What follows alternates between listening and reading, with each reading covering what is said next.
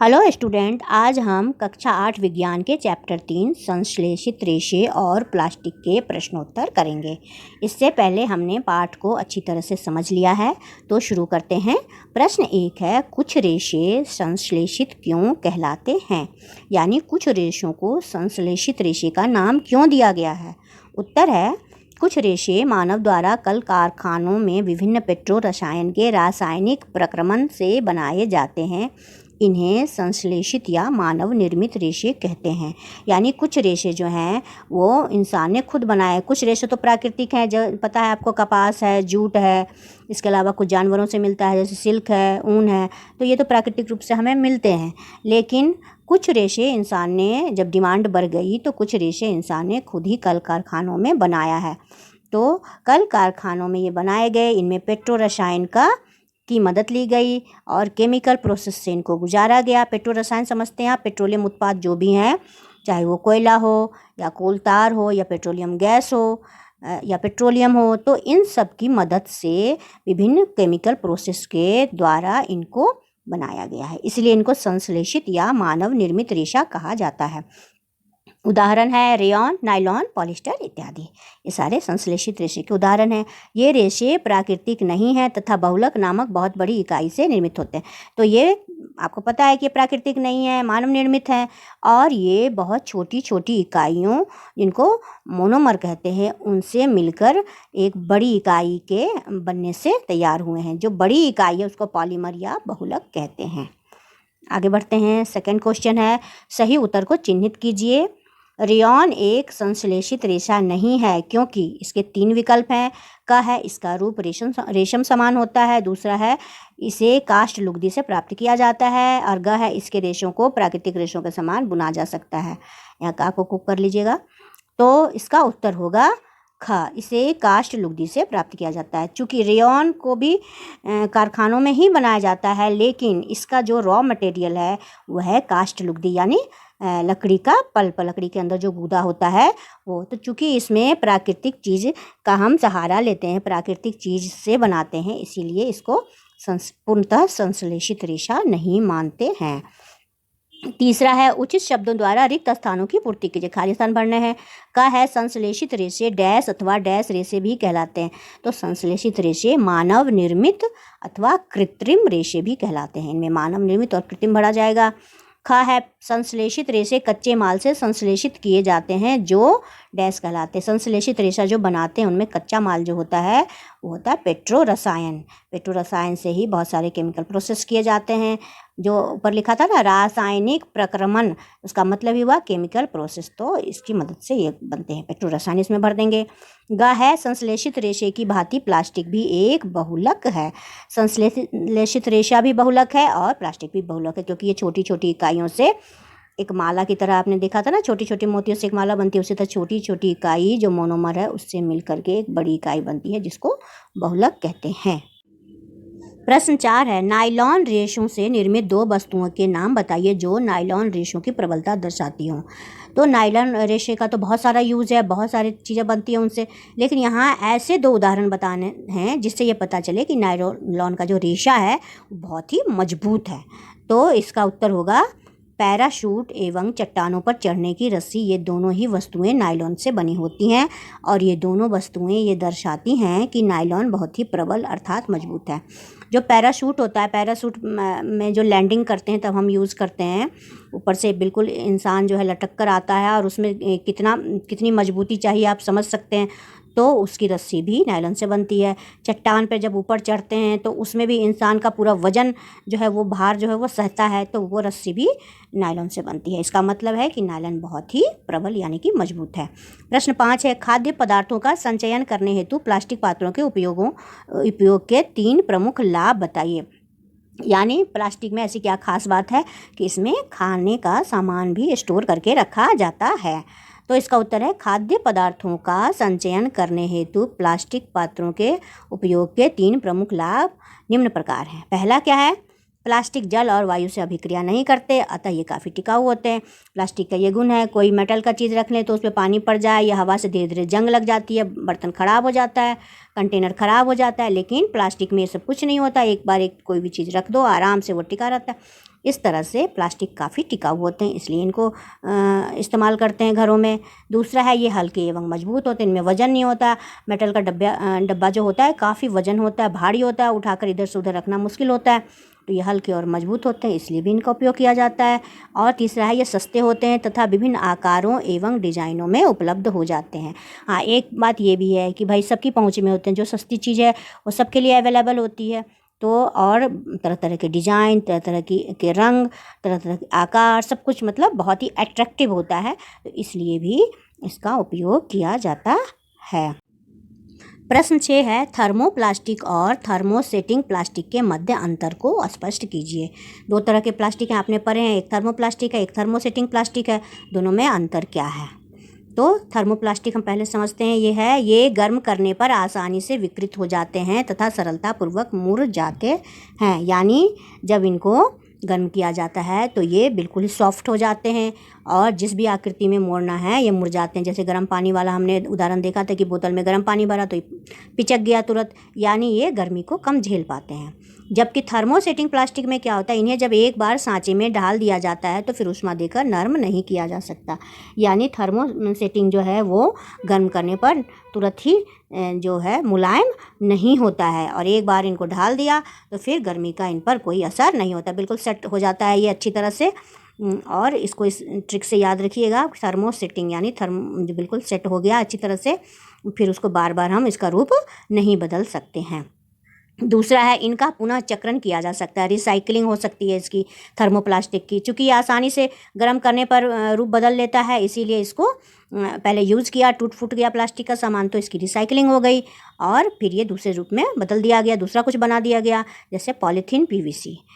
और थर्मोसेटिंग में क्या होता है, इनका पुनः चक्रण नहीं किया जा सकता। एक बार, जैसे कि पहले बताया, एक बार सांचे में डाल दिया तो फिर ये बिल्कुल उसी तरह से ये हाई टेम्परेचर पर भी इसको कुछ भी नहीं होता, इसलिए इसका पुनः चक्रण नहीं किया जा सकता। उदाहरण है बेकेलाइट, मेलामाइन, नाम याद रखिएगा। थर्मोसेटिंग प्लास्टिक के उदाहरण है बेकेलाइट और मेलामाइन। तीसरा है, इनसे खिलौने, कंघी इत्यादि बनाए जाते हैं। तो जो घर में टॉयज़ होते हैं, जो कंघी होती है, ये सारी चीज़ें थर्मोप्लास्टिक वाले प्लास्टिक से बनाई जाती है।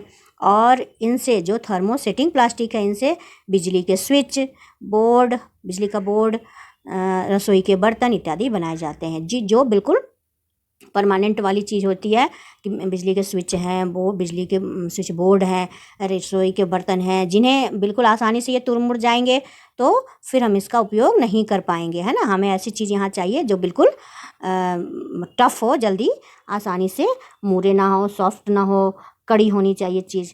तो इसलिए ये सारे थर्मोसेटिंग प्लास्टिक के उदाहरण हैं। आगे है क्वेश्चन 7, समझाइए थर्मोसेटिंग प्लास्टिक से निम्नलिखित क्यों बनाए जाते हैं। थर्मोसेटिंग प्लास्टिक का से ये बनाने वाली दो चीज़ों के बारे में बताना है हमें कि आखिर इनसे क्यों बनाए जाते हैं। देगची के हत्थे, और ख है विद्युत प्लग या स्विच बोर्ड।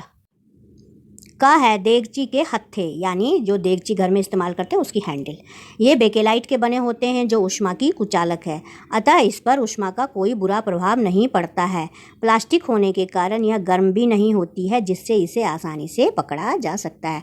चूँकि ये थर्मोसेटिंग प्लास्टिक से बना होता है, जिसका उदाहरण बेकेलाइट है, बेकेलाइट से बना होता है, इसलिए ये ऊष्मा की कुचालक है, यानी ऊष्मा को अपने अंदर से प्रवाहित होने नहीं देती, बहने नहीं देती, तो गर्मी का इस पर कोई प्रभाव ही नहीं पड़ता। बर्तन तो गर्म है लेकिन हत्था जो है वो बिल्कुल ठंडा है, तो ये गर्म नहीं होती है, इसके कारण इसे आसानी से पकड़ा जा सकता है। इसे आसानी से उपयोग में, कोई भी सामान उठाकर देगची इधर से इधर रखनी है तो आराम से हम इसको उठाकर इस्तेमाल कर सकते हैं। खा है विद्युत प्लग या स्विच बोर्ड, यानी स्विच बोर्ड या विद्युत प्लग जो हैं वो भी थर्मोसेटिंग प्लास्टिक के बने होते हैं। क्यों? तो ये भी बेकेलाइट के बने होते हैं जो विद्युत का और ऊष्मा का कुचालक होता है, अतः इसके प्रयोग से किसी भी प्रकार के बिजली के झटके की आशंका नहीं रहती। देखिए, जो विद्युत प्लग या स्विच बोर्ड है, बड़ी सावधानी से इसको इस्तेमाल किया जाता है। तो यहाँ पर ऐसे प्लास्टिक का यूज किया जाता है जो बेकेलाइट है, जो विद्युत का और ऊष्मा का कुचालक होते हैं, यानी ये अपने अंदर से बिजली को या ऊष्मा को प्रवाहित होने नहीं देती। इसीलिए जब हम इसका उपयोग करते हैं तो हमें किसी भी तरह की बिजली के झटके की कोई आशंका नहीं रहती, या फिर ये गर्म भी नहीं होता है। तो इस तरह से इनका उपयोग जो है ना आसान हो जाता है। प्रश्न 8 है, निम्नलिखित पदार्थों को पुनः चक्रित किए जा सकते हैं और पुनः चक्रित नहीं किए जा सकते में वर्गीकृत। कुछ सामान है उनको अलग अलग ग्रुप में डालना है। पुनः चक्रित किए जा सकते हैं में आ गया प्लास्टिक के खिलौने, सामग्री लाने वाले थैले, बॉल पॉइंट पेन, प्लास्टिक के कटोरे, विद्युत तारों की प्लास्टिक आवरण, प्लास्टिक की कुर्सियाँ। ये सारी चीज़ें हैं जिनको रिसाइकिल किया जा सकता है, चाहे वो खिलौने हों या फिर मार्केट से जो पॉलीथीन लाते हैं वो, या फिर बॉल पॉइंट पेन हो, या फिर प्लास्टिक के जो छोटे छोटे कटोरे इस्तेमाल करते हैं वो, या फिर विद्युत तारों के प्लास्टिक का विद्युत तार जो होता है उसके ऊपर जो कवर लगा होता है वो, या प्लास्टिक की कुर्सियाँ, इन सबको रिसाइकिल कर सकते हैं। पुनः चक्रित नहीं किए जा सकते हैं में टेलीफोन यंत्र, जो टेलीफोन का पूरा बड़ा सा चुंगा होता है वो, कुकर के हत्थे, कुकर के जो हैंडल होते हैं वो बेकेलाइट से बने, पहले ही बताया है काफ़ी मजबूत होते हैं वो, तो वो, और विद्युत स्विच, ये भी अभी हमने डिस्कस किया। इन सबको पुनः चक्रित नहीं किया जा सकता, रिसाइकिल नहीं किया जा सकता। 9 है, राणा गर्मियों के लिए कमीजें खरीदना चाहता है, उसे सूती कमीजें खरीदनी चाहिए या संश्लेषित? कारण सहित राणा को सलाह दीजिए। राणा कोई लड़का है जिसको कमीजें खरीदनी है, तो आप बताइए सूती खरीदे या सिंथेटिक खरीदे, यानी सूती या संश्लेषित में से कौन सा सही रहेगा? राणा को सूती कमीजें खरीदनी चाहिए क्योंकि गर्मी में सूती कपड़े पसीने को सोख लेते हैं तथा इनके रेशों में छोटे छोटे छेद होते हैं जिससे पसीने का वाष्पीकरण होता रहता है और हमारा शरीर ठंडा रहता है। सूती कपड़े हम इस्तेमाल करते हैं तो देखते हैं कि क्या होता है, सूती कपड़े जो हैं पसीने को अवशोषित कर लेते हैं, सोख लेते हैं, और इनके रेशे में छोटे छोटे छेद होते हैं जिससे पसीना जो है वो भाप बन के उड़ता रहता है और हमारा शरीर बिल्कुल ठंडा रहता है। लेकिन इसके उल्टा क्या होता है, जब संश्लेषित रेशे होते हैं वो गर्मी को ही ट्रैप कर लेता है, गर्मी अवशोषित कर लेता है, बाहर से गर्मी और ले लेता है और पसीने को भी नहीं सूखता है। तो जब हम ऐसे कपड़े पहनते हैं तो बिल्कुल हमारा शरीर जो है गीला गीला चिपचिपा बना रहता है, क्योंकि जो पसीना है वो सूखता तो है नहीं, तो अंदर जो हमारी बॉडी है बिल्कुल चिपचिपी हो जाती है और बाहर से ये कपड़ा गर्मी को सूखता भी है, तो इस तरह से बिल्कुल भी हम कंफर्टेबल इसमें नहीं होते हैं, अतः इन्हें पहनना असुविधाजनक होता है। 10 है, उदाहरण देकर प्रदर्शित कीजिए कि प्लास्टिक की प्रकृति असंक्षारक होती है। मतलब आपको बताना है, कुछ उदाहरण दीजिए और बताइए कि प्लास्टिक जो है वो जल्दी नष्ट नहीं होता है, नष्ट होने वाली चीज़ नहीं है। उत्तर है, प्लास्टिक की प्रकृति असंक्षारक होती है, यह निम्न उदाहरणों से देख सकते हैं। तो कौन कौन से उदाहरण दिए हैं? प्लास्टिक जल और वायु से अभिक्रिया नहीं करता, अतः इसका उपयोग बहुत से रसायनों के संचयन हेतु किया जाता है। तो इसको कहते हैं नॉन कोरोजिव, यानी ये असंक्षारक होता है, यानी जल और वायु से ये अभिक्रिया नहीं करता है। जैसे कि लोहे की चीज़ है, उसको पानी में रख दीजिए, थोड़ी दिनों बाद उसमें जंग लगना शुरू हो जाएगा, वो नष्ट होना शुरू हो जाएगा। लेकिन प्लास्टिक के साथ ऐसा कुछ भी नहीं होता, अतः बहुत सारे केमिकल के स्टोरेज में भी इसका इस्तेमाल किया जाता है, कुछ रिएक्शन ये नहीं करता है, नॉन रिएक्टिव होता है ये। दूसरा है, प्लास्टिक की बाल्टी एवं मग घरों में प्रयोग है। बाल्टी और मग घर में प्रयोग करते हैं, दिन रात पानी का काम होता है, लेकिन जल से भी इसकी कोई अभिक्रिया ऐसी नहीं होती, तो ये आराम से काफ़ी टाइम तक चल जाता है बहुत ही अच्छी तरह से। टेफ्लॉन प्लास्टिक का उपयोग नॉन स्टिक बर्तनों के ऊपर कोटिंग के लिए किया जाता है। नॉन स्टिक बर्तन तो आप सबके घरों में होगा, तो इससे पहले आपने ध्यान दिया हो या ना दिया हो, अब ध्यान देना कि जो नॉन स्टिक बर्तन होते हैं उसके ऊपर एक कोटिंग होती है, एक लेयर लगी होती है जिसको कहते हैं टेफ्लॉन प्लास्टिक। तो ये क्या होता है, ये पानी और तेल जो है इससे कुछ भी इसका अभिक्रिया नहीं होती, और ये पानी और तेल जो है इसमें कम मात्रा में तेल डालने से ही काम चल जाता है। और चूँकि आजकल लोग तेल कम खाना चाहते हैं तो इसलिए ज़्यादातर नॉन स्टिक बर्तन का इस्तेमाल करते हैं, तो इसके लिए भी टेफ्लॉन जो है वो मददगार होता है। चौथा है, माइक्रोवेव ओवन में प्लास्टिक पात्र का उपयोग खाना पकाने में किया जाता है। माइक्रोवेव भी आजकल बहुत सारे घरों में, तो उसमें भी क्या होता है, जो उसके बर्तन होते हैं वो प्लास्टिक के ही होते हैं। माइक्रोवेव से खाना अंदर बन जाता है, लेकिन प्लास्टिक का जो बर्तन होता है उससे उसका कोई भी रिएक्शन नहीं होता है। प्रश्न 11 है, क्या दांत साफ करने के ब्रश का हैंडल और शूक ब्रिस्टल एक ही पदार्थ के बनाने चाहिए? अपना उत्तर स्पष्ट कीजिए। तो इसमें यह है कि जो ब्रश है उसमें दो चीज़ें होती है, एक तो हैंडल होती है जिसको हम पकड़ते हैं, और एक उसमें बाल होती हैं, शूक, यानी जो पतले पतले बाल जैसे संरचना जिससे दांत साफ करते हैं। तो क्या वो दोनों एक ही पदार्थ के बनाने होने चाहिए, एक ही क्वालिटी के होने चाहिए या नहीं होने चाहिए? अपना उत्तर बताइए। उत्तर है नहीं, दांत साफ करने के ब्रश का हैंडल और शूक एक ही पदार्थ के नहीं बनाने चाहिए। मतलब दोनों बने तो प्लास्टिक के ही होते हैं, लेकिन प्लास्टिक की क्वालिटी में अंतर होना चाहिए। ब्रश का हैंडल कठोर होना चाहिए ताकि उसे पकड़ने में आसानी हो, और शूक लचीले एवं मुलायम होने चाहिए ताकि दांतों एवं मसूड़ों को कोई नुकसान ना पहुँचे। तो क्योंकि हैंडल को हमें पकड़ना है तो लचीला होगा तो पकड़ने में असुविधा होगी, इसलिए ब्रश का हैंडल तो कठोर होना चाहिए, कठोर प्लास्टिक का बना होना चाहिए। और जो ब्रश है, जो उसका जिसको शूक या ब्रिस्टल कहते हैं, वो मुलायम, ताकि हमारे दांतों और मसूड़ों को कोई नुकसान ना पहुँचे। तो वो अगर कठोर होगा तो हमारे दांतों को, मसूड़ों को नुकसान पहुँच सकता है। अतः शूक जो हैं वो लचीले और मुलायम बनाए जाते हैं, इसलिए शूक नायलॉन के बने होते हैं और हैंडल कठोर प्लास्टिक का। यही कारण है कि जो हैंडल होता है वो कठोर प्लास्टिक का बना होता है और जो शूक होते हैं, ब्रिस्टल होती है, वो नायलॉन के मुलायम बने हुए होते हैं, काफ़ी मुलायम होते हैं। अब है 12वां क्वेश्चन, जहाँ तक संभव हो प्लास्टिक के उपयोग से बचिए, इस कथन पर सलाह दीजिए। अब है कि प्लास्टिक तो हमारे जनजीवन में आ चुका है, लेकिन जब हमने इसका प्रयोग किया तो हमने देखा कि भाई इससे परेशानी भी बहुत है। तो ये तय किया गया कि जहाँ तक संभव हो प्लास्टिक का उपयोग ना करें, उससे बचें।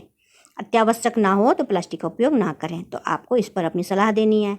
उत्तर देखिए, पहला है प्लास्टिक जल्दी अपघटित नहीं होता, अतः यह पर्यावरण के लिए नुकसानदेह है।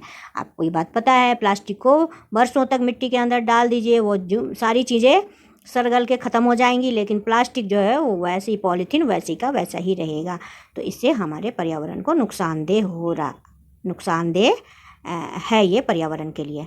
दूसरा है, इसे जब जलाया जाता है तो यह भारी मात्रा में विषैला धुआं उत्सर्जित करता है, जिससे पर्यावरण प्रदूषित होता है।